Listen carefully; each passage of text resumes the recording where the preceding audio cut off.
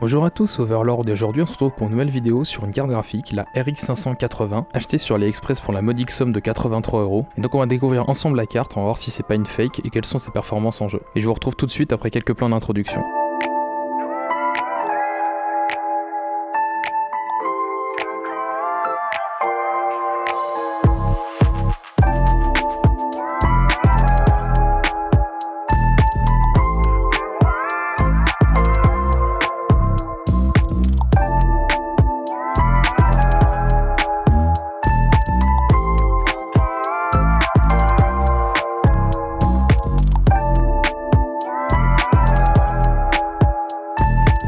Donc voici la page AliExpress sur laquelle j'ai commandé donc la carte graphique. Donc là on peut voir qu'elle a encore baissé de prix. Moi je l'ai payé à 83€ et quelques, enfin bref, 80. Faut savoir que c'est très aléatoire, hein. Des fois elle remonte à 90 degrés, 90€, pardon, n'importe quoi.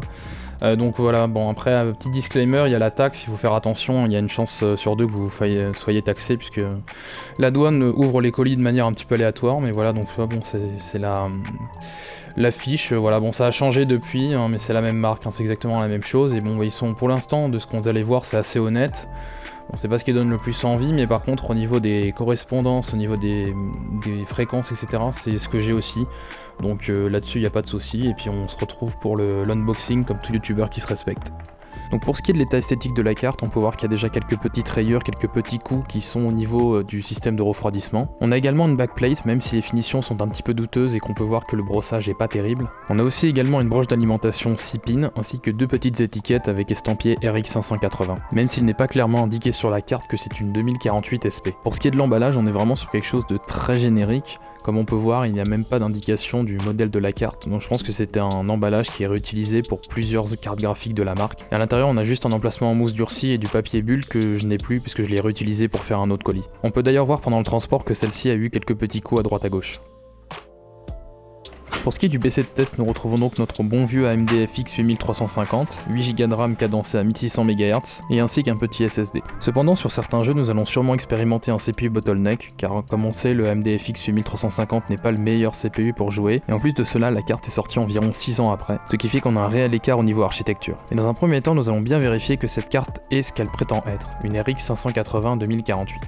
Après avoir installé les drivers, on peut voir que la carte est parfaitement reconnue, on retrouve bien notre RX 580 2048, nos 8Go de mémoire en DDR5, et la fréquence du GPU ainsi que celle de la mémoire semblent correspondre, même si la fréquence par défaut est établie à 1284 qui est normalement la fréquence boost. J'ai donc un forum marque pour faire chauffer un petit peu la carte et voir si celle-ci est stable. Et là, premier problème. La fréquence du GPU semble tourner autour des 950 MHz alors qu'elle devrait être à 1284. On peut également voir qu'il y a des fluctuations au niveau de l'utilisation du GPU, des fois on est à 100%, mais des fois on descend à 85-87, je ne sais pas si c'est MSI Afterburner qui pose problème, ou si c'est simplement l'enregistrement, ou encore le CPU peut-être qui bottleneck un peu la carte. Donc j'en ai relancé un deuxième, cette fois en 1920 par 1080, et j'ai overclocké légèrement la carte, avec une fréquence du GPU de 1410 et une fréquence mémoire de 2000 MHz. Et là c'est encore le même problème, la fréquence interne du GPU ne fluctue pas vraiment, on est autour toujours des 950-960, par contre la fréquence mémoire a bien pris en compte les 2000 MHz. Cependant j'ai dû couper court au test car celui-ci entraînait des artefacts et une instabilité de la carte graphique. Alors petit préambule pour les tests qui ont été réalisés avec cette carte.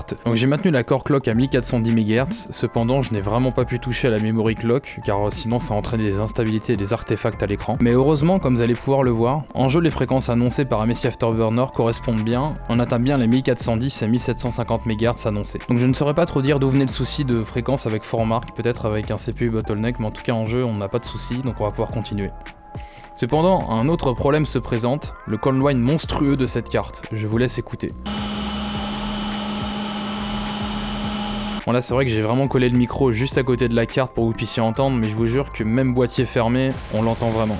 On se retrouve donc maintenant sur Left 4 Dead 2 en 1920 par 1080 en graphisme très élevé. Et comme on peut voir, on a un très bon taux de FPS, si en plus de ça on ajoute 5 à 10% de performances qui sont perdues dues à l'enregistrement. Cependant on retrouve le même problème que j'ai eu sur les vidéos d'avant, c'est-à-dire les stutters incessants est vraiment problématique. Pourtant on peut bien constater que l'utilisation du CPU, de la RAM et de la VRAM est parfaitement sous contrôle. Établir un FPS cap rendrait l'expérience sûrement meilleure, car cela limiterait la charge GPU.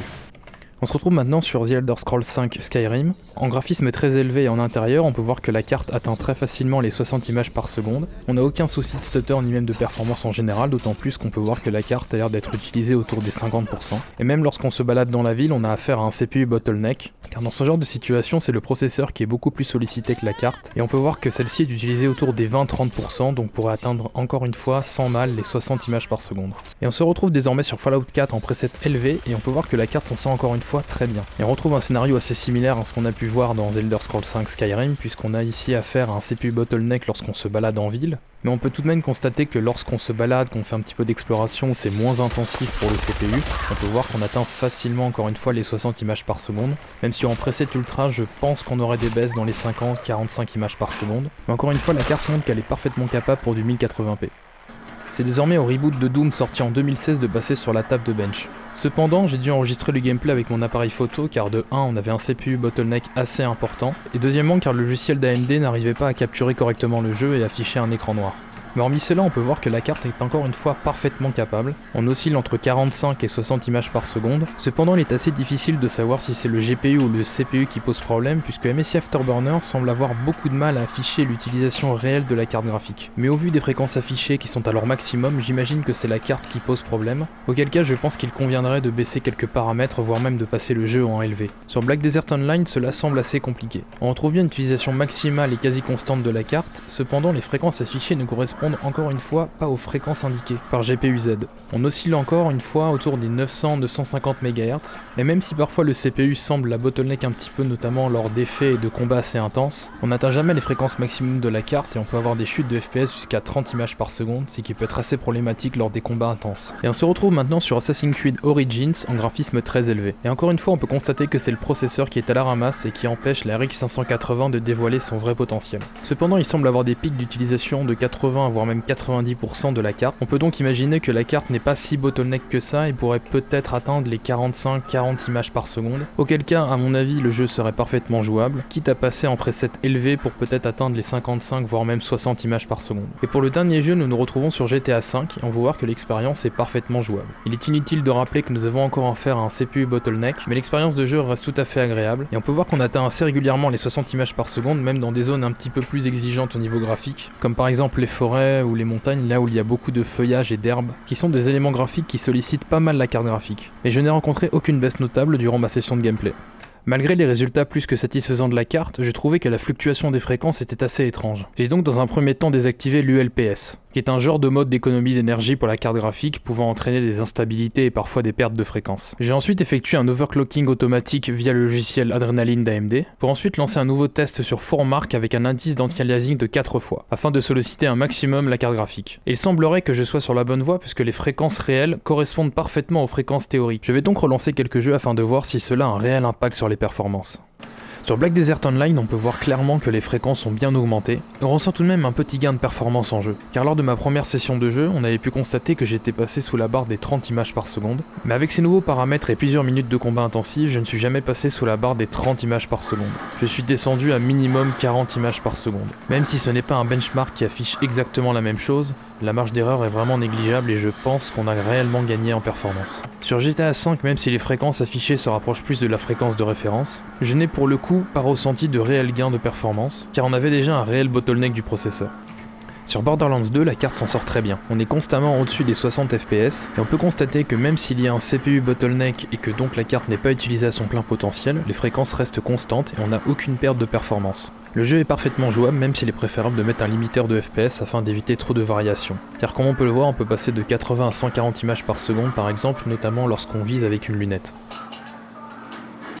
En conclusion, que penser de cette carte graphique AliExpress ? De prime abord, cela peut s'avérer être très intéressant. En effet, la RX 580 est une carte graphique qui a des performances tout à fait honorables en 1080p. De plus, la trouver à si bas prix, aux alentours des 80€, peut être très alléchant. Cependant, comme on a pu le voir à l'unboxing, la carte graphique n'est pas très belle, et en plus de ça, les finitions sont vraiment très limites. Et même si à la rigueur vous en fichez de l'aspect esthétique, j'en avais déjà commandé une qui n'est jamais arrivée, heureusement je me suis fait rembourser. Et en plus de cela, vous risquez d'avoir des frais de douane qui pourraient faire gonfler le prix de la carte graphique, la rendant au final assez inintéressante. Mais au-delà de ces aspects logistiques et esthétiques, arriver à faire fonctionner correctement cette carte a été une réelle purge de mon côté. Car dû aux fréquences assez basses affichées, j'ai d'abord pensé à un thermal throttling du processeur. J'ai donc effectué différents tests, sous OCCT afin de voir si les températures ne montaient pas drastiquement et si les fréquences restaient stables. Cela n'a donc rien donné, je me suis donc penché du côté de la carte. Et de base, cette carte est bridée par l'ULPS, ce qui entraîne des fréquences bien inférieures à celles indiquées par GPU-Z. Il a donc fallu un petit peu bidouiller dans les paramètres, et cela peut amener parfois à des artefacts, voire même à des crashs en jeu, ou même un freeze total de l'ordinateur. Il est donc difficile de recommander une telle carte, de par son aspect aléatoire niveau logistique, que ce soit frais de douane ou livraison, mais aussi par ses performances out of the box, qui nécessitent d'avoir un minimum de connaissances pour l'exploiter à son plein potentiel, et même si de base elle est relativement silencieuse au niveau des ventilateurs, le cold whine est totalement insupportable, et augmenter la puissance attribuée à la carte ne fera qu'augmenter le bruit. Dû à l'aspect aléatoire de ces cartes graphiques chinoises, je ne pourrais pas dire si c'est moi qui suis tombé sur un mauvais modèle ou si c'est de manière générale tout le temps comme ça. Donc je ne recommande pas l'achat de cette carte, d'autant plus qu'on ne sait pas si c'est des cartes réellement neuves ou si c'est des composants usagés qui ont été réutilisés sur un nouveau PCB. Donc on n'est pas vraiment sûr de la durabilité des composants. En tout cas, je vous remercie d'avoir regardé la vidéo et n'hésitez pas à liker et à vous abonner si jamais cela vous a plu. Et à la prochaine!